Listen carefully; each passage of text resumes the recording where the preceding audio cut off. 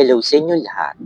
Matagal ko nang gustong magbahagi ng kwento sa inyo dahil marami akong mga hindi may paliwanag na karanasan, lalo na nung kabataan ko. Nung kabataan ko, mahilig kami ng mga kapatid ko na magbakasyon tuwing summer o kaya weekends sa lugar ng mga grandparents ko sa mother's side. Kalahati ng childhood experience ko ay galing sa lugar nila at marami talaga mga kababalagan sa lugar na iyon. Pero yung karanasan ko ay yung pinakauna kong nakakatakot na experience sa lugar ng lolo at lola ko.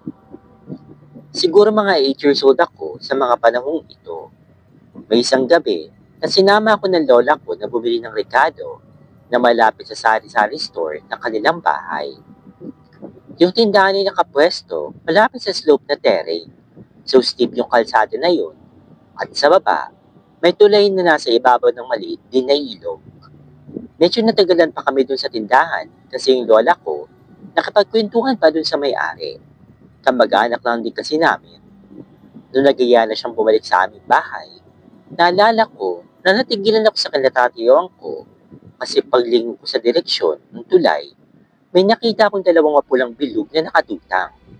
Kung hindi ako nagkakamali sa aking memorya, medyo may ilaw o sadyang sobrang pula lang talaga. Yung lapit ng dalawang mga bilog ay siguro mga 1 yard away sa amin. Naalala ko pa na kasing taas yung mga bilog na yun na malapit sa puno ng santol, kaya parang nakalutang. Nung naninag ko after ilang seconds, na-realize ko na mga mata pala ito na nakatutok sa akin. Yung titig niya ay parang dilat na walang buhay. Dahil bata pa nga ako, medyo naguluhan ako. Kaya bigla akong tinanong yung aking lola. Sabay turo sa akin nakita. Nay, nakita niyo po yun? Apulang bilog. Nanay nga palang tawag ko sa aking lola. Naniniwala akong nakita yun ng lola ko kasi matapos kong magtanong, bigla niyang hinabdot ang aking kamay. Tapos patakbo kaming umalis habang mahigpit ang hawak niya sa akin. Sabi pa niya, wag na wag ko na ulit ituturo kapag nakakakita ko ng gano'n. Nagsisi ako nang biglang namatay yung lola ko. Hindi ko malang naitanong sa kanya kung ano bang nangyari. Kung ano ba yung nakita namin nung gabing iyon. Pero kapag may pagkakataon na may kwentuhan na nakakatakot sa bakrada o kaya sa pamilya, lagi kong kinukwento yung dalawang mata na nakalutang. Ito po ay totoong kwento. Hindi po ito katang-isip. Sana matakot kayo kahit kaunti. Kwento ko ito mismo. Bata pa lang ako noon, mga 5 or 6 years old siguro. Nung time na yun, nakatira pa kami sa isang bahay sa Biak, Parañaque. Rented lang naman yung bahay namin sa isang pinsan ng papa ko. Pero kami yung naka-stay. Malaki yung bahay, yayamanin yung design, at madalas tahimik kahit may mga tao sa labas. Katabi ko sa pagtulog si Tita Merly, isang matandang dalaga na kapatid ng papa ko. Araw-araw, siya yung kasakasama ko. Pero hindi ko alam, gabi-gabi pala, nawawala ako sa tabi niya habang ako'y natutulog. Ang sabi niya, nagigising daw siya ng madaling araw at hindi niya na ako katabi. Kaya lagi niya akong hinahanap. Palagi raw niya akong natatagpuan sa harap ng TV sa may sala, nakatalikod at nakatayo. Walang kibo, parang estatwa. Hindi lang isang beses nangyari yun. Paulit-ulit, gabi-gabi, laging ganun ang eksena. Hanggang isang madaling araw, ako mismo yung nagising. Nakaharap ako dun sa TV. Ang dilim sa paligid. Sobrang tahimik. Walang bukas na ilaw. Wala rin kahit anong tunog. Hindi ko maalala kung paano ako napunta doon. Basta pagkagising ko, nandoon na ako. Akala sana akong babalik sa kwarto namin, pero hindi ko maintindihan ang aking nararamdaman. Parang may mabigat sa hangin. Pero bata pa ako noon. Hindi ko talaga alam kung takot ba yun o pagkalito lang. Nahimik lang ako. Bumalik ako sa kwarto. Bumigaw ulit ako sa tabi ni tita. Hindi ako nagsalita kahit kanino kinabukasan. Parang normal lang ang lahat. Pero sa totoo lang, simula noon, hindi ko na nakalimutan yung pakiramdam, yung weird na tahimik, yung parang hindi lang ako mag-isa. At hindi ko alam kung bakit, pero ilang gabi pa naulit iyon. Hanggang ngayon, hindi ko na matandaan kung kailan siya tumigil. Pero tuwing naiisip ko yun, may bumabalik sa aking isipan. Baka sa dami na pwedeng puntahan habang natutulog ako sa harap pa talaga ng TV. Minsan, habang nag-i-sleepwalk ako, katulad ng dati, nagising ulit ako sa may sala. Nakatayo ako sa harap ng TV. Napakadilim sa paligid. Tahimik. Ako lang yung tao sa buong bahay. Habang nakatayo lang ako doon, napansin ko sa gilid ng aking paningin, may nakatayo sa tabi ng TV. Hindi ko kagad nilingon, pero ramdam ko talaga na may kakaiba. Nang napatingin ako ng dahan-dahan, may nakita akong babae na nakaputi. Mahaba yung kanyang damit. Nakatalikod lang siya. Nakaharap siya sa dingding. Hindi ko makita yung kanyang mukha. Hindi rin ako sigurado kung ano ba yung dapat kong maramdaman. Kasi bata pa nga ako nito. Parang deadma lang ako. Wala akong takot at parang instinct ko lang na bumalik sa kwarto. Tumalikod lang ako at bumalik sa higaan namin ni tita. Natulog ulit. Parang walang nangyari. Ang weird lang kasi after nun, parang hindi na naulit yung aking sleepwalking. Ngayon, tuwing naalala ko yun, iniisip ko, baka may dahilan kung bakit bigla na lang natigil ang lahat. Ito pang isa pang kwento ko. Sabihan ko musulit yung place. 5 to 6 years old na ako nito. Sa tapat ng bahay pala namin, may nakatayong bakery. Sa katabi ng bakery na yun, may bagong lipat na pamilya. Hindi ko talaga sila makakalimutan. Bakit? Super weird nila. Para silang galing sa ibang mundo. Para bang live version ng Addams Family, pero mas dark yung vibe nila. Lagi silang nakaitim o kaya dark colors na damit. Kahit dirig na dirig yung araw, parang ang bigat-bigat ng aura nila. Nakashades pa sila kapag bibili sa tabing bakery. Minsan, habang nakatambay ako sa harap ng bahay namin, napansin ko yung dalawang anak nila, mga 7 at 10 years old, babae at lalaki. Nasa loob sila ng gate nila, naglalaro ng bola, pasapasahan lang. Simple lang naman, pero ang pinaka-weird, habang naglalaro sila, wala man ng tawa o kaya ngiti. Asim blanco yung mga mukha nila, parang mga robot. Pinapanood ko sila mula sa tapat kasi nakaka-curious talaga. Biglang sabay silang huminto, tapos dahan-dahan silang parehong napatingin sa akin. Walang kaimo-emosyon, walang reaksyon, basta nakatitig lang. Napakalamig ng kanilang tingin, parang dumiretso sa aking buto. Pagkatapos noon, sabay silang pumasok sa loob ng bahay nila. Para akong nabilaukan sa sobrang kaba, pero pinilit ko na lang deadmanin. Ilang araw matapos iyon, nakita ko naman yung buong pamilya nila. Sasakay sila sa kotse, bibili dun sa bakery. Ang creepy, kasi pati yung mga magulang nila, parehong wala rin ekspresyon. Para sila mga estatwa na gumagalaw. Hindi ba lang sila nag-uusap kahit na pamilya sila. Imagine, bibili lang sila na tinapay sa tapat nila, nakakotse pa. Hindi ba weird or creepy? Since then, hindi na ako lumalabas mag-isa ng bahay, kahit hapon pa lang. Para kasi silang mga satanista o mga aswang. What do you think? Yung kapitbahay namin ay buntis. Ang bahay nila ay katabi ng bahay sa tapat namin. Noong una, hindi ko alam na may buntis dito sa kapitbahay namin kasi hindi naman ako lumalabas palagi o kaya nakikipagkwentuhan man lang sa mga kapitbahay. Nalaman ko na lang after na. May kakaiba akong nararamdaman sa madaling araw, yung medyo mabigat. Nag-edit kasi ako ng video with voice over para sa mga brand sa second floor namin na mag-isa dahil ginawa na namin bedroom yung sa baba para safe yung anak ko para hindi siya akyat baba dun sa hagdan. Sa room sa second floor na ako nagtatambay pag may ginagawa akong content at nag-e-edit.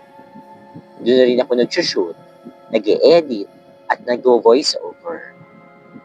Mga 2 to 3 a.m. habang nag-shoot ako, may kumakatok dun sa bintana. Yung katok na gamit yung kuko, as in kuko talaga, hindi naman abot ng pusa yung bintana namin. Saka, sa tagal ko na ginagawang mag-edit sa taas, naulang may kumatok. Yung unang katok, mahina lang sa side na bintana ng farming kwarto. 2 katok lang. Yung sunod naman na katok, sa harap na mismo ng bintana. 1 katok, tapos after, parang ginuguhit yung kuko sa bintana ng very light. Sarado lahat ng bintana kasi walang screen, kaya hindi ko kita ang labas. After ng second katok niya, pinagmumura ko na. Tinakot ako para hindi na bumalik. Nagpabili ako ng PT kasi mamaya baka ako yung buntis. Kaso di naman dahil negative. Tapos nung ko na nalaman, nung nagtanong ako sa asawa ko kung may buntis pa sa street, at ang sabi niya ay oo. Naikwento ko sa tita ko na nakatira din dito sa subdivision ng nangyari na kinakatok ako. Sabi niya, meron daw matandang lalaki na hinala nila, yun yung aswang. Pag naglalakad daw ito, nakayuko palagi. Matagal na daw dito na may ganyan. Hindi niya napansin ng asawa ko. Lalaki na matanda daw na umiikot tuwing hapon at minsan tumitingin doon sa bahay na buntis. Nung buntis ako, babae naman yung nakita ng asawa ko sa may kanto namin. Tapos nawala nung nanganak na ako. Mahilig ako sa mga kwento nakakatakot, pero ito na yata yung pinaka o baka ang galing lang niya magkwento. Back in 2010, dumayo ako ng Baguio para sa isang skateboard competition. Since bukas pa ang competition, naginuman muna kami sa convenience store na may gas station sa tapat ng Jadewell kung saan gaganapin yung skateboard competition. And dun sa kabilang table, may nagkukwentuhan na nakakatakot. Since fan nga ako ng mga horror things, all ears ako.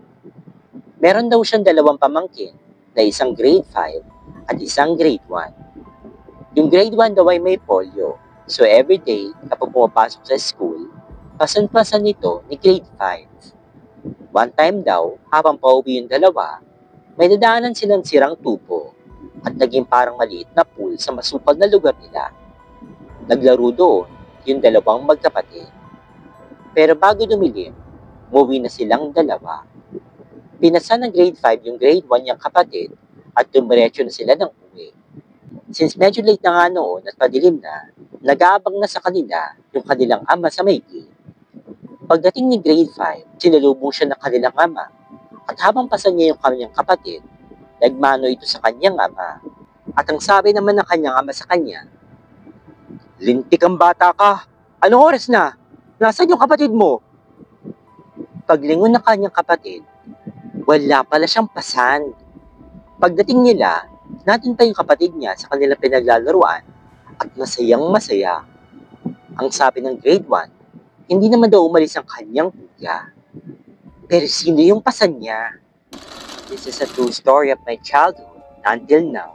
It bugs the hell out of me. Hindi ko alam kung totoo ba itong nangyari o panaginip ko lang. Hindi ko alam kung totoo kasi bata pa ako nito. Although sabi sa akin ng mama ko, mabilis yung development ko as a kid. 10 months old pa lamang daw ako, nakakatayo na ako kumpara sa iba kong mga kapatid. I think 4 or 5 years old ako nang nangyari ito. Maulan na gabi, meron bagyo, brown out sa Quezon City noon. Yung year na yon ay 1997. Madilim. Nagising ako na wala akong makita.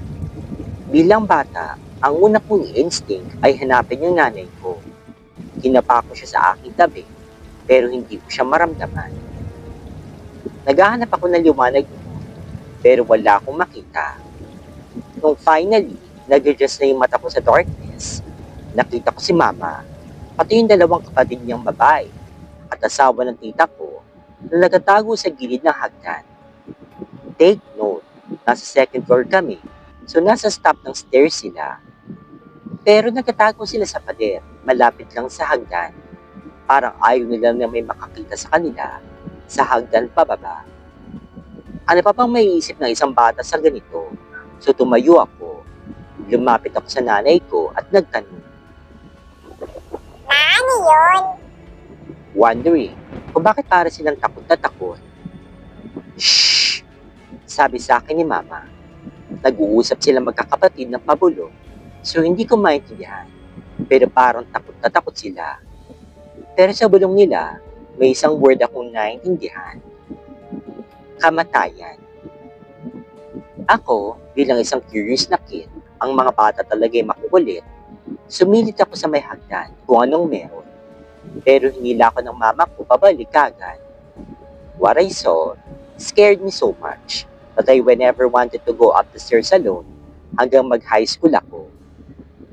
May nakita akong babae, maputi, maikli yung kanyang buhok, parang hanggang tenga lang ang kanyang buhok.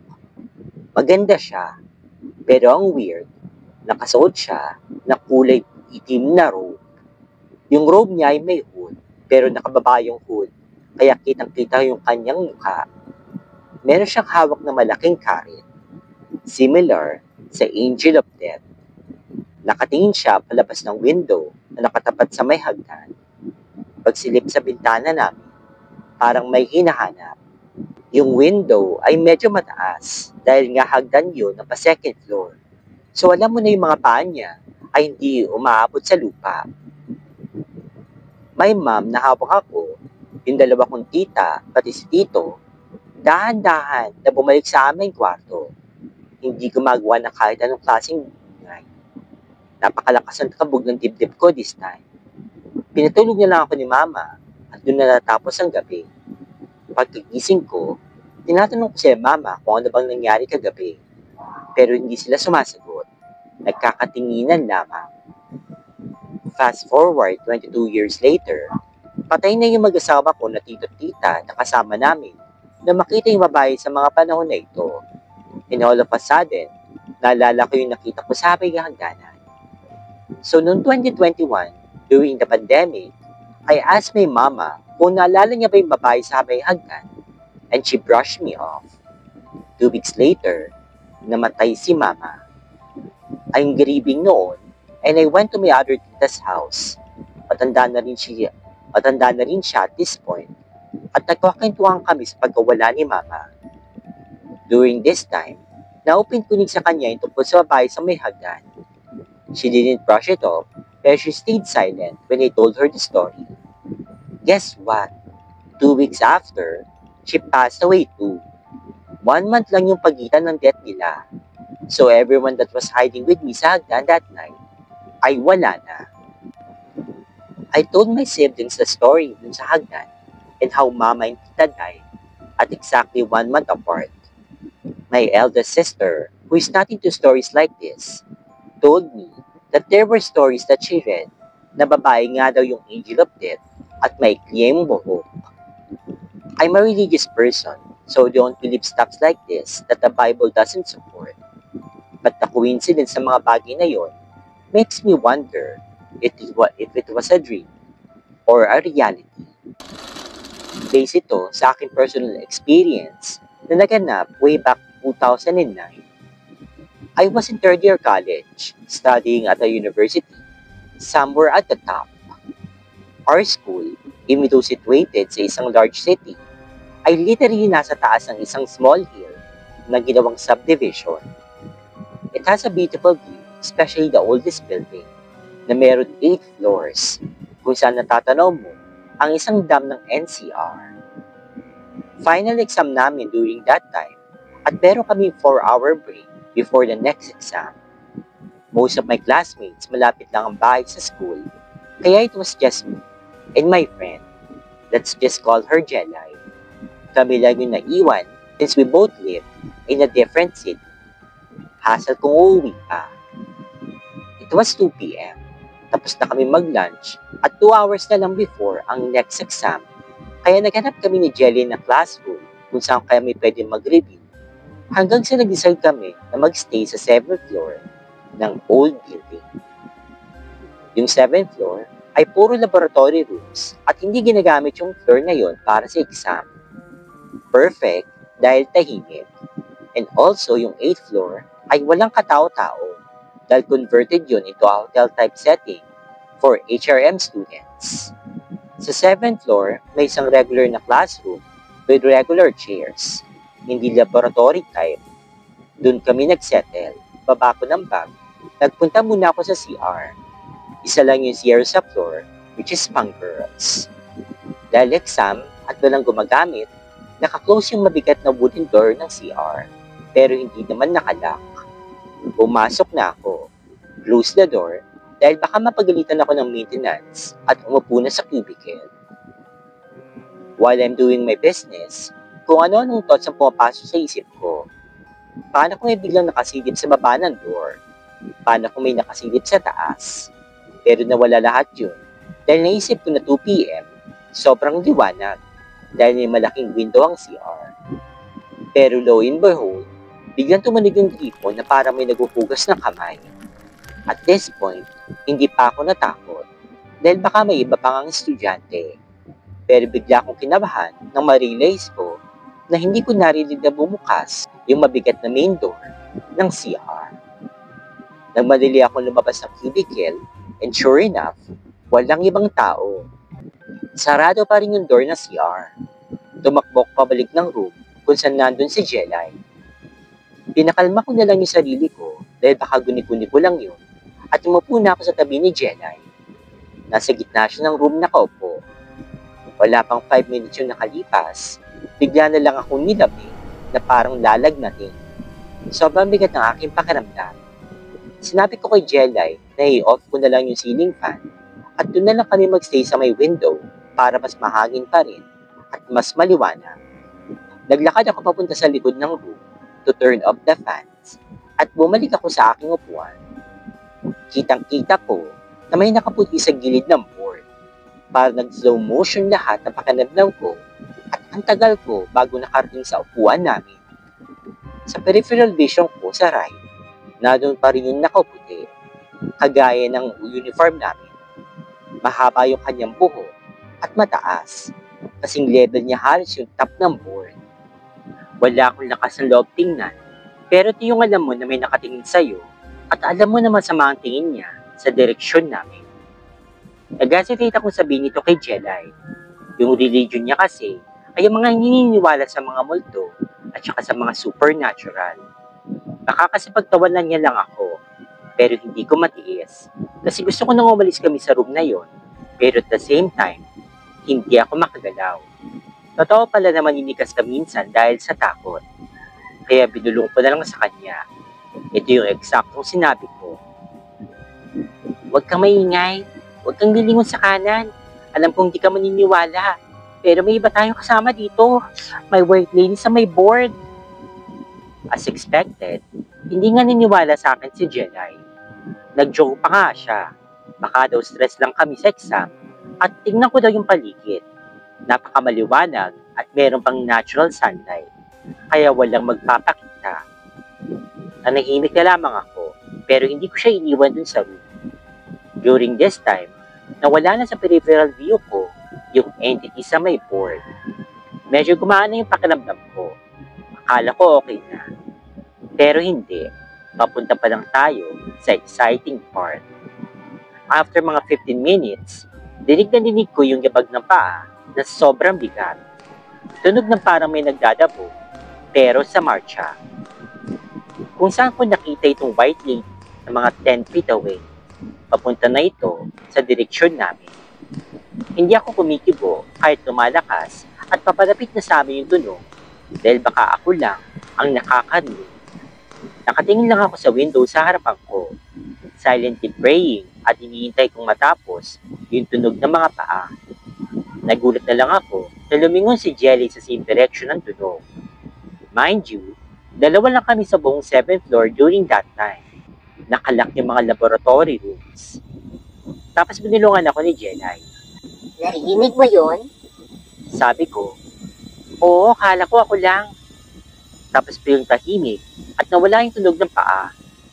Si Jelay, para siguro mawala yung iri mo, biglang nag-joke. Hala, wala na yung tunog. Baka nasa balikat mo na. Popular yung movie na Shutter during this time. Sakto pagkasabi ni Jelay nun, sumarado ng malakas yung window na nasa harapan namin.